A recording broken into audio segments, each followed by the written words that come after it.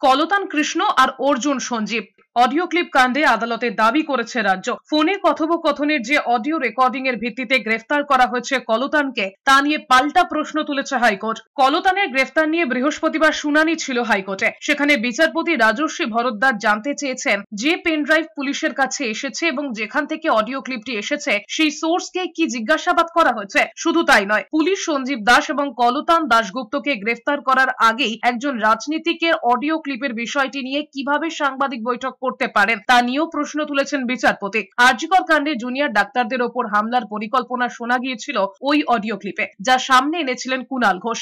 আদালতে রাজ্য জানায় 5 মাসে কলতান এবং সঞ্জীবের ফোনে 171 বার কথা হয়েছে। 6 থেকে 13 সেপ্টেম্বরের মধ্যে 3 বার কথা হয়। আদালতে রাজ্যের বক্তব্য, এই ঘটনায় কলতান কৃষ্ণ আর সঞ্জীব অর্জুনের ভূমিকা পালন করেছে। মাথা ফাটানোর প্রশ্নের উত্তরেও কলতান না বলেনি। সাহেব, বাপ্পাদা ও দাদুকে খুঁজে বের করতে কলতানকে জেরার প্রয়োজন।